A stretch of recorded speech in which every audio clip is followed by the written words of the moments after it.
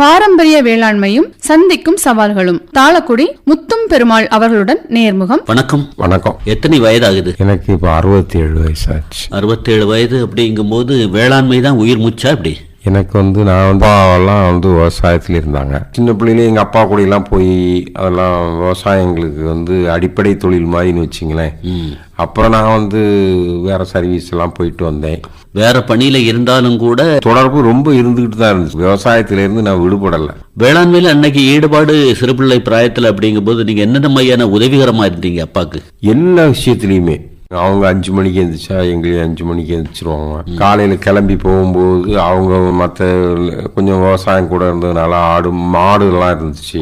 அதுக்கெல்லாம் தண்ணி வைக்கிறது, அதை அவங்க ஏர்பூட்டி உழவுக்கு போறதுக்கு ஹெல்ப் பண்றது.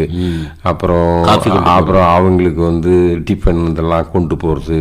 இந்த மாதிரி எல்லா விதத்திலையும் எந்த இதுன்னு அதை மென்ஷன் பண்ண முடியும். Continuous work. அந்த விவசாயம் சார்ந்த எல்லா வேலையுமே எங்களுக்கு ஆட்டோமேட்டிக் பின்னாலே வந்துகிட்டு இருக்கும். அது இப்படித்தான் செய்யணும்னு எங்களுக்கு எல்லாமே தெரியும் மாதிரி இருக்கணும். எங்களை எல்லாரும் கூட்டிட்டு போவாங்க. அப்பா கலப்பையை தூக்க போறாங்க அப்படின்னா நம்ம மாடை பத்திட்டு போகணுங்கிற ஒரு எண்ணம் தன்னாலே வருங்க. அதாவது முன் யோசனைன்னு சொல்றாங்க இல்லையா, நம்ம ஆட்டோமேட்டிக் நம்ம பிரெயின் ஒர்க் பண்ணும். இதுக்கு முந்தி இந்த ஒர்க், இதுக்கு பின்னால இந்த ஒர்க். இப்பெல்லாம் தான் லேட் பண்றாங்க.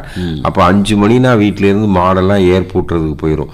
அப்போ நம்ம தயார் நிலையில வச்சிருந்தா அந்த ஏர் பூட்டுறவங்க அதை விட்டு போறதுக்கு வேலையாட்கள் அப்படிங்கிறது வீட்லயும் நிறைய பேர் இருந்திருப்பாங்க. எங்க வீட்டுல ஒரு 5-6 பேர் வேலை செஞ்சாங்க. தினசரி வேலை.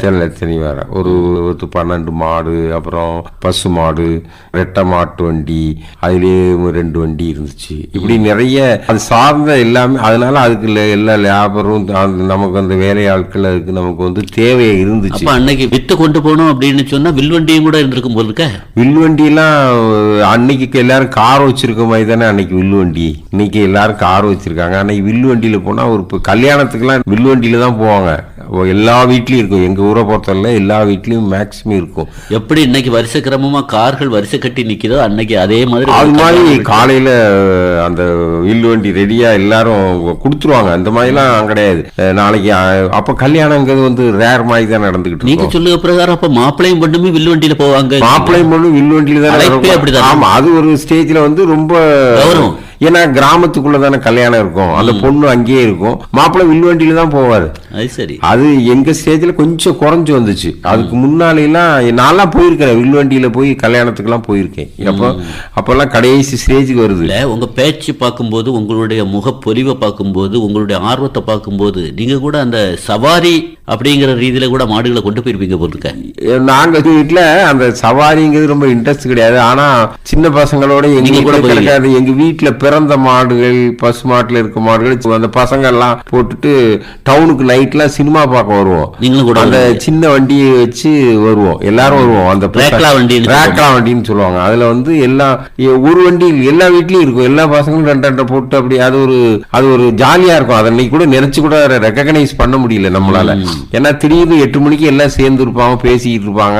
டக்குன்னு போவோமேம்பாங்க. நாகர்கோயில பார்த்து அப்ப சினிமா தியேட்டர் உள்ள வண்டியை விட மாட்டேன்னு சொல்லுவாங்க சில தியேட்டர்லாம். சரி, அப்ப கூட நாங்க அவங்களை மெதுவா போய் அந்த வாட்ச்மேன்ட்ட நாங்க இப்படி வந்திருக்கோம் அதெல்லாம் கரெக்ட் பண்ணிட்டு நைஸா போயிட்டு எங்களுக்கு அந்த வண்டியில போறதுதான் மீனே தவிர சினிமா பார்க்கறது செகண்ட்லி. உற்சாகம் அப்படிங்கிறது திரைப்படத்தை விட அந்த வண்டியில போறதுதான். ஆமா, அதுதான் முக்கியம். தாளாக்குடி புறவை பொறுத்த அளவுல அன்றைய நிலையில உத்தேசமா எவ்வளவு ஏக்கர் விளைநிலங்கள் இருந்தது நெல் விவசாயம்? இன்னைக்கு அது தக்க வைக்கப்பட்டிருக்கா? தாளக்குடி பகுதி மாற்று பயிர் கொஞ்சம் தான் வந்திருக்கு. தென்னை வந்திருக்கு. ஒரு கட்டுக்கோப்பு இருக்கு. நெல்லுக்கு பதில் தென்னை வந்திருக்கு. கட்டுக்கோப்பை விட இயற்கை சூழ்நிலை ஒண்ணும் பண்ண முடியாது. அது சரி. கட்டுக்கோப்புங்கிறத விட நெல் பயிர் தான் ஏத்த முடியும். அந்த மாதிரி சூழ்நிலை வேற ஒண்ணும் இல்ல. கொஞ்சம் தென்னை வந்திருக்கு. 30 ஏக்கர் தென்னை ஆயிடுச்சு. 30-35 ஏக்கர் தென்னை ஆயிடுச்சு. இருந்தாலும் கூட அந்த நெல் பயிர் சாகுபடியாளர்களுக்கு ஒரு இக்கட்டு ஏற்படுத்தும் மாதிரியான ஒரு மாற்று பயிர் அப்படிங்கிற அடிப்படையில் தென்னை வந்திருக்கா? இருந்தாலும் கூட அவங்களுக்கு பாதிப்பு இல்லைங்கிறீங்களா? நெல்பணி சாகுபடியாளருக்கு சாகுபடி 101 ஏக்கர்ல அந்த கம்மா இருக்குன்னு சொன்னா, இப்போ இவங்க 30 ஏக்கர் தென்னை மரம் சாகுபடி வரச்சுல அந்த நெல் விவசாயங்கிறதுக்கு போக்குவரத்து பாதை அடைக்கப்படும். அது சரி. டிரான்ஸ்போர்ட்டிங் போக முடியாது. சில அப்ப இப்ப சிரமப்படுறீங்க. வரும், கண்டிப்பா வரும். அந்த சூழ்நிலைகள் வந்துட்டு. உங்களுடைய அனுபவம் அப்படிங்கும் போது உத்தேசமா அப்பா காலத்துல எவ்வளவு ஏக்கர் இருந்தது? இப்ப இந்த மாதிரி தக்க வச்சிருக்கீங்க. நாங்க ஒரு 20 ஏக்கர் நிலம் சாகுபடி பண்ணிட்டு இருந்தோம் அன்னைக்கு. இப்போ வந்து ஒரு 10-12 ஏக்கர் அப்படியே சாகுபடி பண்றீங்க. ஆமா. உங்களுடைய பாரம்பரியமான நடைமுறைகள் அப்படின்னு சொல்லும் போது என்னென்ன மையான ரகங்கள்ல ஈடுபாடு காட்டியிருக்கீங்க? அப்போ வந்து கட்டிச்சம்பா, பனங்குருவா, வீரடங்கை இந்த மாதிரி நெல்லெல்லாம் போட்டுக்கிட்டு இருந்தாங்க. இப்போ வந்து அந்த நெல்லெல்லாம் இல்லைன்னு கூட எங்க ஊர் ஏரியாலாம் ரொம்ப சாகுபடி கம்மி ஆயிடுச்சு. நீங்க ஒரு அனுபவபூர்வமான விவசாயி, நான் கொஞ்சம் நெல்லை கொண்டுட்டு வந்து காட்டி இது என்ன நெல்லு அப்படின்னு கேட்டா பழைய நெல்லை சொல்ல முடியுமா? ஓரளவு சொல்லிடுவேன். கீரைச்சம்பாலாம் இருந்துச்சு பாத்துங்க. கீரைச்சம்பா, தட்டார வெள்ளை, பனங்குருவா, இப்படி நிறைய நெல் வெரைட்டி, நிறைய நெல்கள் இருந்தாலும் கூட ஒவ்வொருத்தரும் வித்தியாசமான ரகங்களா அன்னைக்கு ஈடுபாடு. அல்லது பனங்குருவா போட்டா எல்லாருமே பனங்குருவா தான் போடுவோம். அந்த நாத்தங்கால்னு சொல்லக்கூடிய இடத்துல பனங்குருவா தான் போடுவாங்க. அந்த நெல்லை போடலாம், அந்த போடணும்னு சொல்லுவாங்க. ஏன்னா நாத்தாங்கால் அடுத்த பயிருக்கு அந்த மாதிரி பண்ணுவோம். நெல்லு பார்த்தா கருகருன்னு இருக்கும், நல்ல வெயிட்டா இருக்கும், கருப்பு நெல்லா இருக்கும், தூக்கி பார்த்தா கல்லு மாதிரி அப்படி இருக்கும் பாத்துங்க. மருத்துவ ரீதியா கூட அது ஒரு உபயோகப்படும் போலுக்க மருத்துவ இப்ப நிறைய அதெல்லாம் பண்றாங்க. இப்ப அந்த நெல்லு கூட ஏதோ பண்ணி எடுத்து சாம்பு இப்ப கவர்மெண்ட் அதை இம்ப்ளிமெண்ட் பண்றாங்க. அப்படியா? இன்னைக்கு நிலத்துக்கு பழைய நெல்லெல்லாம் வந்து நீங்க வந்து கல்டிவேஷன் பண்ணணும், சாகுபடி பண்ணணும், ஒரு அறிவுறுத்தல் கொடுக்கறாங்க. கொடுக்குறாங்க நிறைய அரசு. நீங்க கூட அப்ப ஏதாவது பயிற்சிகள் அப்படின்னு கூட இப்போ கலந்துக்கிடக்கூடிய வாய்ப்புகள் கிடைக்கும் போல இல்ல தெரியும்? ஆமா, படிச்சுக்குவேன். நமக்கு கொஞ்சம் நேரம் கம்மி, அதனால எப்பவும் விவசாய உழைப்பு, அதனால அப்படியே போயிட்டு இருக்கு. இப்பவும் அந்த 10 வேலையாட்கள் 5 வேலையாட்கள் அப்படிங்கிறது உங்களுடைய குடும்பத்துல தக்க வைக்கப்பட்டிருக்கா? இல்ல யாருமே ஆள் கிடையாது. நமக்கு ஆள் வேலை இருக்கு, ஆனா ஆள் கிடையாது. அன்றைய கடுத்த வேலை இன்னைக்கு அவங்கள்ட்ட எதிர்பார்க்க முடியாது. அன்னைக்கு எப்படி இருந்தாங்க? அன்னைக்கு கடுமையான வேலை. காலையில இப்ப பாத்தீங்கன்னா ஒரு சின்ன உதாரணம் சொல்றேன். ஒரு வயல்ல வந்து கன்னிப்பூ, கும்பப்பூன்னு 2 பூ சொல்லுவாங்க. அந்த கும்பப்பூல வந்து உழுது விட்டு அப்புறம் வந்து அவங்க வந்து இந்த கொலையெல்லாம் வெட்டி அதை வந்து தலையை வெட்டி மரத்துல இருந்து அதெல்லாம் நல்லா தெரிச்சு எல்லாம் போடுவாங்க. இன்னைக்கெல்லாம் கிடையாது. 8 மணிக்கு 7 மணிக்கு 8 மணிக்குன்னு வருவாங்க. 12 மணி 1 மணிக்கெல்லாம் அவங்க வாட்டு போயிடுவாங்க. இல்லைன்னா கான்ட்ராக்ட் பேசிஸ், 1 ஏக்கர் வர போட்டோம்னா இவ்வளவு ரூபா பணம் தரணும். அந்த தலை வைக்கிறதே நின்று போச்சு. ஏன்னு கேட்டீங்கன்னா லேபர் கிடையாது, வேலையாட்கள் கிடையாது. நீங்களே இப்ப பாக்கலாம், எல்லா வேப்ப மரமும் அப்படி நிக்கும். அப்ப அவ்வளவு வேப்ப மரமும் ஆள் இல்ல.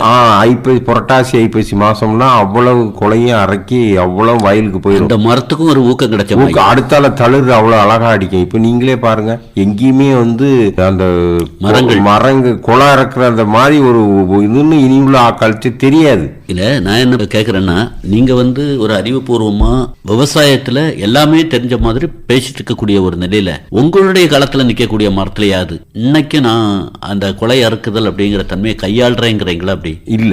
ஏன் என்ன காரணம்? லேபர் கிடையாது. இல்ல இருந்தாலும் நம்ம ஒரு முயற்சி பண்ணுவோமா, சந்தையினரை ஈடுபடுத்த தொழில கட்டுப்படி ஆகணும்ல. மரத்துல ஏறி கீழே விழுந்துட்டானா அந்த அவருக்கு யாரு பதில் சொல்றது? அன்னைக்கு உள்ளவங்க எப்படி அவங்க கீழ் மட்டத்தில இருந்தே அது மாதிரி படிச்சு வந்தாங்க. அன்னைக்கு படிச்சு வந்தாங்க அப்படிங்கறத விட உழைப்பு ரீதியா உடலை வலுவாக்கிட்டாங்க. படிச்சுங்க வார்த்தை வந்து உழைப்பு தான். உழைப்பு ரீதியா உடலை வலுவாக்குனதும் கூட ஒரு காரணம். அல்ல, அன்னைக்கு வந்து அது கண்டினியூஷன் ஒர்க். ஒரு குழந்தை ஒரு வீட்டுல வளர்றான்னா அந்த விவசாய வேலைகள் வந்து ஆட்டோமேட்டிக்கா அவங்கள டச் பண்ணிக்கணும். இன்னைக்கு வந்து பேரண்ட் வந்து விவசாய வேலையை செய்யாதுன்னு தான் சொல்றாங்க. ஏன்னா அவனுக்கு மரியாதை கிடையாது. விவசாயம் என்ன மரியாதை இல்லைங்கிறீங்க? ஒரு பொண்ணு கொடுக்க மாட்டான். நீங்க வேணா பாருங்க. சரி, அந்த மாதிரியான பொண்ணு கொடுக்கறதுக்கு முன்னுக்கு வரணும் அப்படின்னு சொன்னா உங்களுடைய உற்பத்தி பொருளுக்கெல்லாம் விலை என்ன எதிர்பார்க்குறீங்க? அந்த மெயின் அதுதானே, அந்த உற்பத்தி. அதான் கவிமணி எழுதியிருப்பாருன்னு சொல்லுவாங்க. 1 கிராம் தங்கத்தினுடைய விலையும் 1 கோட்டை நெல்லு அன்னைக்கு 2 ஒன்னா இருக்கணும்னு சொல்லி கவிமணி எழுதியிருக்காரு. 1 கோட்டை நெல்லும் 1 கிராம் தங்கம் ஒன்னா இருந்தா ஒருத்தர் கூட அரசு பணிக்கு போக மாட்டான்னு சொல்லி 70-80 ஆண்டுக்கு அப்பவே சொல்லியிருக்காரு. அப்பவே எழுதி வச்சிருக்காரு. ஃபண்டமெண்டல் அடிப்படையே எழுதி வச்சிருக்காங்க. அந்த ஒரு நடைமுறை அப்படி தொடர்ந்து வந்துட்டு இருந்ததுன்னா இன்னைக்கு விவசாயம் தான் முதன்மை தொழிலா. நீங்க அதான் அந்த அடிப்படை கேள்விக்கு வந்துட்டீங்க. எனக்கு கூட ஸ்ட்ரைக் கிடையாது. ஏன் நீங்க வந்து அந்த தொழில முக்கியமான அதுல உள்ள வருமானமும் அந்த உற்பத்தி திறனும் இதுவும் இல்ல. சாதாரண விவசாய உற்பத்தி பொருளை விற்கிறதுக்கு ரொம்ப சிரமப்படுறாங்க. இடைத்தரகர்களுடைய சாம்ராஜ்யம் தான் அங்க வந்து. இன்னைக்குதான் கொள்முதல் நிலையங்கள் அப்படிங்கிற மாதிரி கொள்முதல் நிலையத்துல ஈரப்பதன் இருக்கு. அதுக்கு ஒரு மிஷின் கொண்டு வரலாம். சில இடையூறுகள் இருக்குமே, அதுக்கு ஒரு இதெல்லாம் இனி கொஞ்சம் கொஞ்சம் சரியாகி வந்துடும். மாறிக்கிட்டு நம்பிக்கை இருக்கு. நம்பிக்கை. ஏன்னா ஒண்ணுமே இல்லாத சாப்பிடறதுக்கு அரிசி வேணுமே. ஆமா, சாப்பிடறதுக்கு அரிசி வேணும். இப்போ ஒண்ணுமே இல்லாததுக்கு இப்ப கொள்முதல் நிலையம் எல்லாம் கொண்டு வந்து விவசாயிகளுக்கு ரொம்ப ஒரு மகிழ்ச்சி இல்லையா? அது ஒரு நல்ல நடைமுறை, நல்ல ஒரு பெரிய நல்ல நடைமுறை. இன்னும் அதுல சின்ன சின்ன எல்லாத்துலயும் இருக்கக்கூடிய சரியாகும், அது சரியாயிரும். அதாவது நீங்க பேசும்போது கூட அன்னைக்கு உழைப்பாளர்கள் அப்படிங்கக்கூடியவங்க உத்வேகமா செயல்பட்டாங்க, இன்னைக்கு வந்து கூலி ஆட்களையே தேடி பிடிக்க வேண்டிய நிலை இருக்குது அப்படின்னு சொல்றத பார்த்தா இயந்திரங்கள் வரல அப்படின்னு சொன்னா நெல் சாகுபடி இல்ல போல் இருக்க. விவசாயம் இல்ல, அதுல மாற்று கருத்து கிடையாது. இப்ப அதுல நெல் அறுவடை இயந்திரம்லாம் ஒரு ஏக்கருக்கு 2500 ரூபா 3000 ரூபாயில ஒரு ஏக்கர் நெல்லை அறுவடை பண்ணிடலாம்னு வைங்களாம். இன்னைக்கு ஒரு சின்ன நல்லா இருந்தா பண்ணி முடிச்சிடலாம். ஆனா இன்னைக்கு அது லேபர் கூலி பழைய கூலி கொடுத்தா இன்னைக்கு எவ்வளவு வேணும்? 10 கோட்டை அவனுக்கு தான் கொடுக்கணும். அப்ப அதுல ஒண்ணு. அடுத்தால களை எடுக்கிறது எடுங்க. இப்ப நிறைய களை கொல்லி அந்த மாதிரி நிறைய இதெல்லாம் வந்ததுனால ஓரளவு ஒரு 1000-1500 ரூபாயில அந்த ஓரளவு சரி சரியா போகுது. நடனுமே பிடிங்கி நடணும். அது ஒண்ணும் அதுக்கும் மிஷினரிஸ் வந்திருக்கு. இருந்தாலும் சில தண்ணி இயற்கை சூழ்நிலை காரணமா சில இடத்துல அது பண்ண முடியாது. நடறதுக்கு ஆள் கிடைக்காத இந்த சூழ்நிலையில அதுக்கும் வந்துட்டாங்க, நடவு இயந்திரம் அதுவும் வந்தாச்சு. இம்ப்ளிமெண்ட் இந்த கழிஞ்ச இதுல எல்லாம் வந்து ஓரளவு ஒரு 30% 50% கூட வந்தாச்சு. நீங்க இப்ப பயன்படுத்தக்கூடிய இயந்திரங்கள் அப்படின்னா என்னென்ன இயந்திரங்கள் பயன்படுத்துறீங்க? விதைப்பு பணியிலிருந்து அறுவடை வர நாங்க வந்து முதல்ல இந்த நடவுக்கு இயந்திரம் பயன்படுத்தும். அதுக்கு முன்னாடி டிராக்டர் வச்சு உழுவீங்க. அதுக்கு வந்து உழவு பணிக்கு வந்து டிராக்டர், நடவு பணிக்கு வந்து இயந்திரமும், சில இடத்துல மேனும் பவரும், வரப்பு வெட்டுதல் வரப்பு பிராவுதல் அதெல்லாம் வந்து நம்ம மாவட்டத்தை பொறுத்தளவுல மேன் பவர் தான், மனிதர்கள் தான். ஆனா சரிவர கையாளப்படுதா அல்லது அதுல அந்த முறையான சில வேலைகள் சில அடிஷனல் ஒர்க் அதுல இருக்கும், அதை இவங்க செய்ய மாட்டாங்க. இப்ப செய்யக்கூடிய சிலவங்களுக்கு வந்து இதை இப்படி செய்தா தான் இப்படி செய்யணுங்கிறது இவங்களுக்கும் தெரியாது. அவங்க அப்பா காலத்துல நடந்திருக்கும், பிள்ளைங்க திடீர்னு உள்ள வந்திருப்பாங்க. அதனால உங்களை மாதிரி இருக்கக்கூடியவங்க உங்க பகுதியில அதை வெளிப்படுத்துறீங்களா?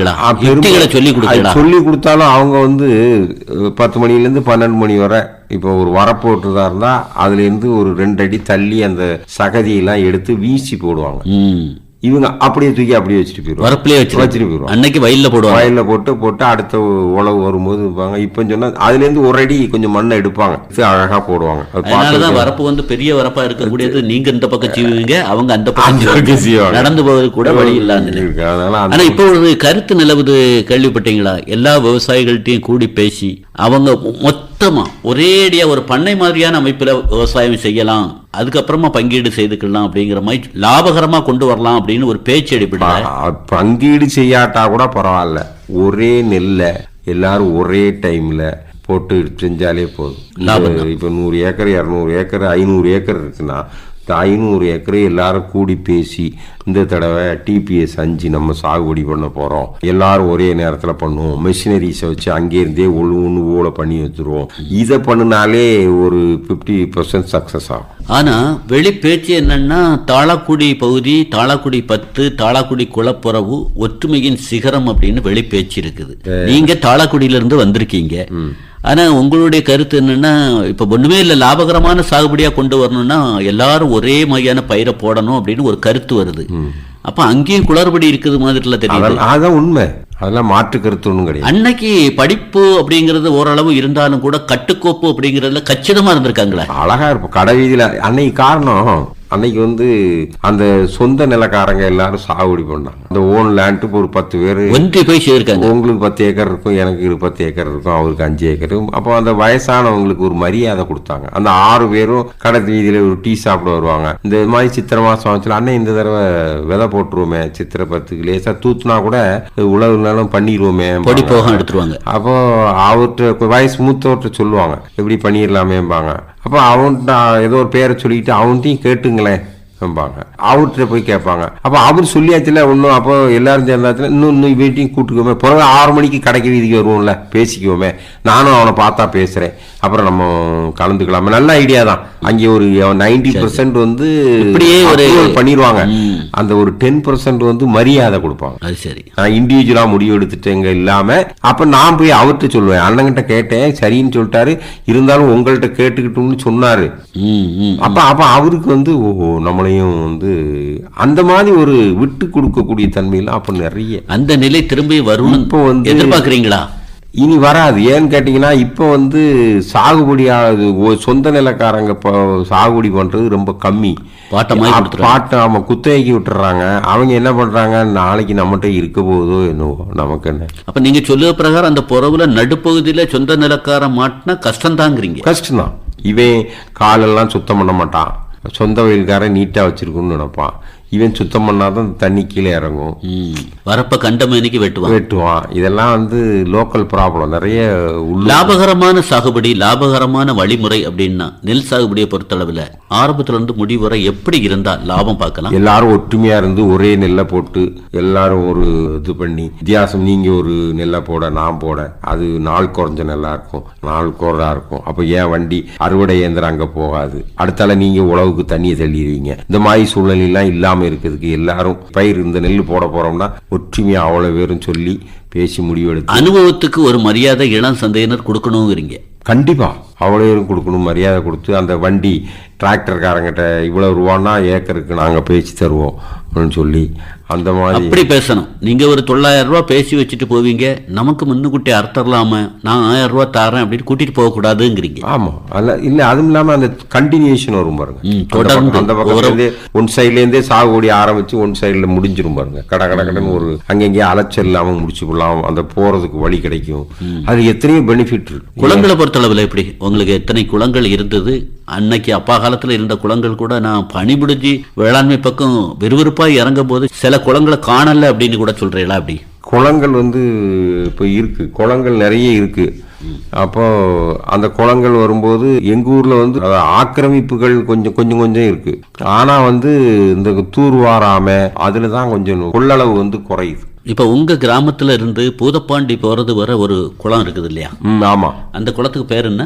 அது வந்து வீரகேசவன் அங்கு குளம். குமரி மாவட்டத்தில் குறிப்பிட்ட குளங்களை பார்க்கும்போது அந்த குளம் வந்து ரொம்ப ஒரு சுத்தமான நிலையில கடைபிடிக்கப்படுது. அது காரணம் என்னன்னா அங்க சாக்கடையெல்லாம் ரொம்ப அந்த குளத்துக்கு வர வேண்டிய அவசியம் இல்லை. நீங்க கண்காணிக்கிறீங்க இல்ல, அதுக்கு உள்ள சூழ்நிலைகள் இல்லை. கண்காணிக்கிறதை விட எந்த பக்கமும் சாகுபடி நிலம் அதில் உள்ள வேஸ்ட் தான் வரும். இந்த கழிவுகள்லாம் அங்கே வர்றதுக்கு அவசியம் இல்லை, அதனால அது சுத்தமா இருக்கும். சரி, ஒரு போகத்துக்கும் இன்னொரு போகத்துக்கும் இடைப்பட்ட நேரத்தில் உளுந்து சாகுபடி அப்படிங்கிற ரீதியில இப்ப அந்த நுணுக்கத்தை கையாளுறீங்களா அல்லது தாத்தா காலம் அப்பா காலத்துல இப்ப நின்று போச்சு ரொம்ப உளுந்து? முதல்ல பாத்தீங்கன்னா அந்த அவையாராமன் கோயில் சைட்லாம் நிறைய போடுவாங்க உளுந்து, அதெல்லாம் போடுவாங்க. இப்பெல்லாம் அதெல்லாம் நின்றுச்சு, கம்ப்ளீட்டா இல்லைன்னே கூட சொல்லலாம். அது ஒரு குறைச்சலா தெரியலையா? ஐயோ அசிங்கம், எவ்வளவு வீட்டுக்கு எங்க அப்படியே போய் பறைக்குது. அது ஒரு மாதிரி என்னன்னா எல்லாத்துக்குமே காரணம் வந்து வேலையாள் பிரச்சனை தான். இயந்திரம் வந்ததுக்கு பிறகு உங்களுக்கு இன்னும் சிரமம் தாங்கிறீங்க. அது இல்லை, வேலையாள் பிரச்சனை தான் மெயின். எல்லாரும் ஒற்றுமையா இருந்து செஞ்சா அதை ஒரே வார்த்தையா அதை எல்லாரும் பேசி செய்தா நல்லா இருக்கும். ஒரு உரமே தேவையில்லை, அந்த மாதிரி செஞ்சாங்கன்னா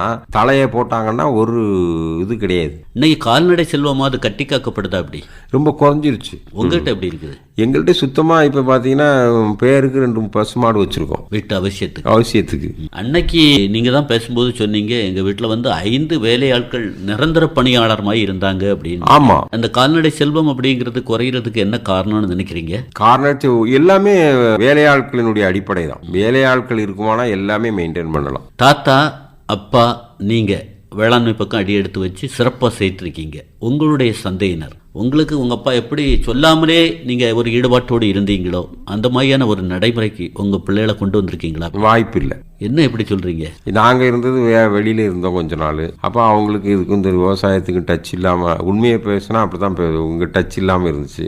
இப்ப வரும்போது அவங்களுக்கு அந்த நாலேஜ் இல்லை. இப்பவும் நீங்க கூட மாட கூட்டிட்டு போ, வயல் எங்க இருக்குன்னு காட்டி கொடுக்க அது தெரியும். உங்களுடைய சந்தையினரும் இந்த விவசாய ஈடுபாடு, குறிப்பா நெல் விவசாயத்துல உங்களுக்கு இருக்கக்கூடிய அந்த 10 ஏக்கரையாவது தக்க வைக்க மாதிரி வரணும் அப்படின்னு சொன்னா என்ன எதிர்பார்ப்பு? என்ன யார் சார் வருவாங்க? அதுல என்ன இன்கம் இருக்கு? விவசாயத்துக்கு வர முடியாது. ஏன்னா உற்பத்தி பொருளுடைய விலை கிடையாது. இன்னைக்கு அரிசி விலை, அரிசியும் நெல்லையும் கம்பேர் பண்ணுங்க. 1 கிலோ நெல் வந்து 22 ரூபாய் 65 காசுக்கு கொடுத்துக்கிட்டு இருக்கோம். 1 கிலோ அரிசி என்ன விலைக்கு வாங்குறோம்? உங்களுக்கு தெரிஞ்ச ஒரு உதாரணத்தை சொல்றேன். 1 கிலோ அரிசி என்ன விலைக்கு வாங்குறோம் சொல்லுங்க பாப்போம். 80 ரூபாய். 22 10 32 5 37 ரூபா அதனுடைய உற்பத்தி செலவோடு சேர்த்து 37 ரூபா ஆகுது. ஆனா 80 ரூபாய்க்கு விற்கிறாங்க. உங்க பாணியிலேயே நானும் வரேன். இதே ஒரு நடைமுறையை ஏன் உங்க சந்தையினர் வந்து மதிப்பு கூட்டல் வழி வித்து மதிப்பா வாழ்றதுக்கு எங்க அவனுக்கு அவன் இந்த ஃபீல்டுக்கு அவங்க இந்த வருமானம் இல்லாதனால வரமாட்டாங்க சார். ஒருத்தரும் யாரும் வருமானம் இருந்தா தான் இங்க வருவாங்க. என்ன எதிர்பார்ப்பு? எவ்வளவு இருந்தா திரும்ப நெல் விவசாயம்? அதான் சார் 1 கிராம் தங்கம் சொன்னார்ல, தங்க விலை ஏறுற மாதிரி இதை ஏத்துறாங்களா? நகை கடையில போய் யாராவது வந்து குறைச்சு கேட்க முடியுமா? நீங்க சொல்லுங்க. அதான் சொல்லல, 80 ரூபா அரிசி 80 ரூபாய்க்கு விற்கிறாங்க. 40 ரூபா அவங்களுக்கு கிடைக்கி. ஒரு விவசாயிக்கு என்ன கிடைக்கி? 35,000 ரூபாய் ஒரு ஏக்கருக்கு 40 ரூபாய் செலவு பண்றான். மேனி விளைஞ்சாதான் அந்த 5,000 ரூபாய் ஒரு ஏக்கருக்கு தான் கிடைக்கும். எப்படி விவசாயத்துக்கு வருவோம்? யார் விவசாயத்தில் நிக்க முடியும்? கோட்டைக்கு எதிர்பார்ப்பு என்ன உங்க எதிர்பார்ப்பு? அதான் சார், 1 கிராம் தங்கம் என்ன விலைக்கு விற்க அந்த விலைக்கு விற்கணும்.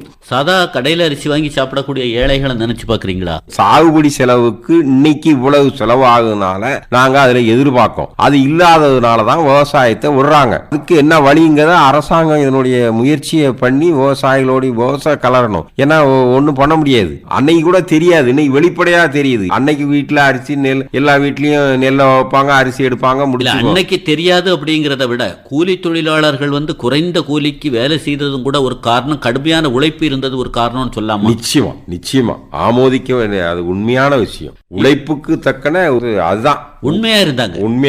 ரைட், அதுதான் உண்மையான காரணம். அதுதான் உண்மையான காரணமே. சரிங்க சார், இப்ப கும்பப்பூ அறுவடையை முடிச்சாச்சு தாளக்குடி பகுதியில. அடுத்த போக சாகுபடிக்காக இப்ப கூட ஒரு தூரல் அப்படிங்கிற மாதிரியான ஒரு மழை நமக்கு கிடைச்சது. இது கொஞ்சம் பெனிஃபிட்டா இருக்கு. அடுத்தால உழவு பண்ணணும், அதுக்கு இது எதிர்பார்த்து இருந்தாங்க. தாளக்குடி பருவ பொறுத்தளவுல ஒரு காலத்துல பொடிப்போகம் தொழிப்போகம் அப்படிங்கிற நடைமுறை இருந்த நிலையில இன்னைக்கு நிறைய பகுதிகள் தொழிப்போகமா போய் படுவக்கால ஆயிட்டு இருக்க நிலங்கள். உங்க பகுதி அப்படி? இங்கேயும் அது காயறங்க என்னன்னா வயல் காயாம இருக்குது. அதான் நான் சொன்ன பார்த்தீங்களா, அந்த காலெல்லாம் சுத்தம் பண்ணி அப்போ அந்த தண்ணி டக்குன்னு போயிடும். இத்தனாம் தேதி மடையை க்ளோஸ் பண்ணணும்னு சொல்லுவாங்க. டேமில் அப்போ உங்களை மாதிரி விவசாயிகிட்ட கேட்பாங்க ஆலோசனை இல்லையா? அதாவது விவசாயிகளுக்கே தெரியும், ஜூன் மாதம் 5 தேதிக்குள்ள தண்ணி திறப்பாங்க. அது ஒரு அட்டவணைப்படுத்தல் பிரகாரம் அன்னைக்கு இருந்தது ரெகுலர். அடுத்தால பிப்ரவரி மார்ச் மாசம்னா தண்ணி அடைச்சிருவாங்க. 25 தேதினா தண்ணி க்ளோஸ். அதை போய் கேட்கறதோ அது கிடையாது, பெர்மனன்ட் ரைட் மாதிரி வச்சிருப்பாங்க. அப்ப தண்ணி எல்லாம் காயும், வயலெல்லாம் நல்ல காயும் நீட்டா இருக்கும். அதனாலதான் அந்த சகதி எல்லாம் வராது. இன்னொரு நெல்லை போட மாட்டான், வழியில தென்னையை போட்டுக்கிட்டு இங்க இருந்து தண்ணி குண்டா பாய்ச்ச மாட்டான். இந்த மாதிரி ஒரு கம்பெடுத்தவெல்லாம் வேட்டக்காரங்கிற நிலை அன்னைக்கு இல்ல. இந்த மாதிரி இது ஒரு முக்கியமான விஷயம். இந்த டேம் அப்பெல்லாம் ஜூன் மாசம் திறப்பாங்க, சாரல் மழை வரும், அதோடு இந்த தண்ணி போய் ஏறும். மார்ச்ல க்ளோஸ் பண்ணிடுவாங்க. அது மழையும் நீங்க எதிர்பார்த்த மாதிரி அமைஞ்சது இல்லையா? அடைஞ்சு மார்ச் மாசம் க்ளோஸ் பண்ணிடுவாங்க. அந்த குறிப்பிட்ட நேரத்தில் சாகுபடி ஆரம்பிச்சு குறிப்பிட்ட நேரத்தில் முடிச்சிருவாங்க. எந்த விதமான பிரச்சனையும் கிடையாது. எங்கேயும் தண்ணி அனாவசியமா சேனல்ல வராது. இப்போ வயல் காஞ்சிரும் பாருங்க. தண்ணி இல்லைன்னா வயல் காய்ச்சி தான் ஆகணும். வயல் காயும் போது பொடிப்பு எடுத்துருக்கு ஈஸியா. அடுத்த போக நம்ம எடுத்துடலாம், அதை செஞ்சு முடிச்சிடலாம். அது வாய்ப்பு நிறைய. இப்போ அதெல்லாம் முடியாது, அதெல்லாம் இல்ல. கரெக்டா பண்ணனா தான் கேள்விக்கு பதில். அதுதான் குறிப்பிட்ட நேரத்துல கரெக்டா திறக்கணும், குறிப்பிட்ட நேரத்துல கரெக்டா அடைச்சு. நீங்களும் அதுக்கு ஆயத்தமா இருக்கணும் இல்ல? நீங்க செஞ்சா நாங்க அந்த நிர்வாகம் அது மாதிரி செயல்படும் சொன்னா விவசாயிகள் கரெக்டா இருப்பாங்க. அதுல மாற்று கருத்தே கிடையாது. இதுவரை பாரம்பரிய வேளாண்மையும் சந்திக்கும் சவால்களும் தாளக்குடி முத்தும் பெருமாள் அவர்களுடன் நேர்முகம் கேட்டீர்கள். உடன் உரையாடியவர் தேரூர் எஸ். சிவசுப்பிரமணிய பிள்ளை.